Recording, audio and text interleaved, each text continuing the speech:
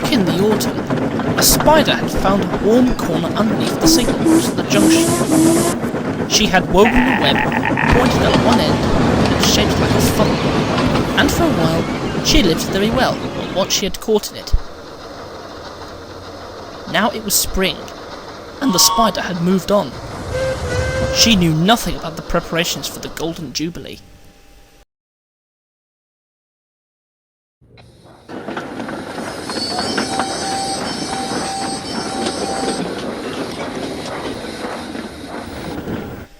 "It's going to be a disaster," remarked Henry gloomily.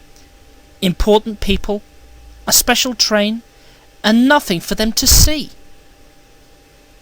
"Ugh, you old misery," said Donald. "Look on the bright side. There's a week to go yet."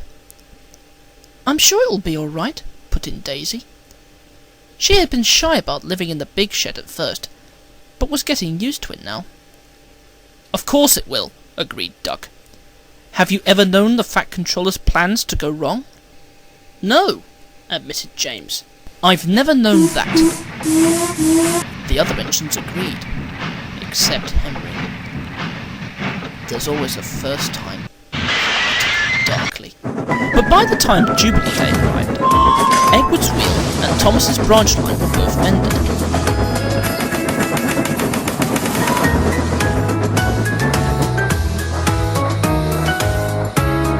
The Fat Controller told Edward he was to run ahead for the special train to make sure that the line was clear. "Does that mean?" he asked excitedly. "Wait and see," smiled the Fat Controller. Crowds began to gather at the big station. There was to be a red carpet, speeches, and a special luncheon for the visitors. "Last time we had a red carpet, the Queen came," remarked Gordon.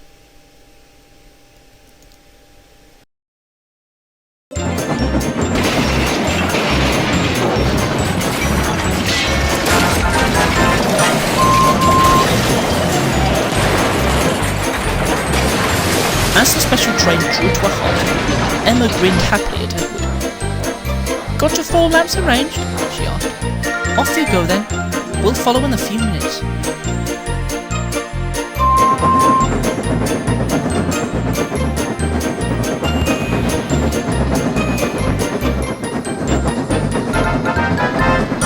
At the junction, a breeze blew into the room beneath the signal box. It wafted the old spider's web between 2 electrical contacts. At once, everything in the signal box stopped working.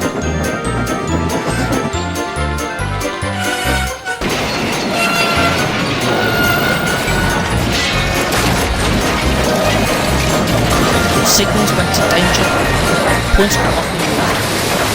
"Now what?" exclaimed the signal. "There's a royal train due in 5 minutes!"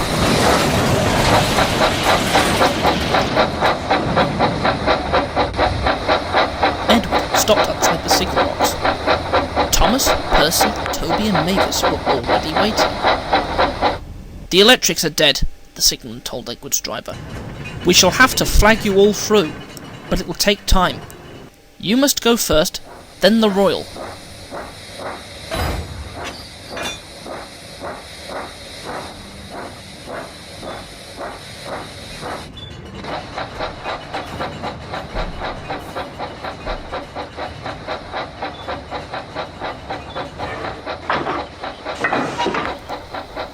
Carefully, men with flags sent the trains on their way. Edward went first, with a letter for the Fat Controller telling him what had happened.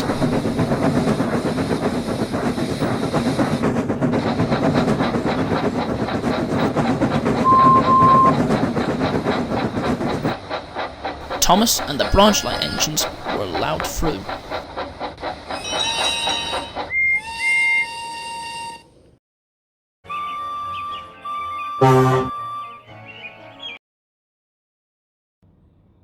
Pip and Emma went next.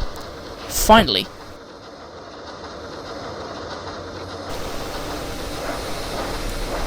at the big station, the crowd was now enormous. The Fat Controller looked impatiently at his watch. Gordon, Henry and James had got the best places at the platform. "We shall see everything from here," said James happily. "If there's anything to see," grumbled Henry. Just then they heard a whistle. "That's Edward," said Gordon. "He's had a wasted journey, poor engine." But we know Gordon was wrong, don't we? Pip and Emma soon drew in, and onto the red carpet stepped a royal personage. "I apologise for the delay, sir," said the Fat Controller, and he explained what had gone wrong. Then he introduced the royal visitor to each of the engines. "I've heard about you all after the Queen came here many years ago," he told them. "I am delighted to meet you for myself." The engines whistled loudly and along. The royal personage grinned and covered his ears. "The Queen was right," he told the Fat Controller. "Your railway and your engines are a credit to you."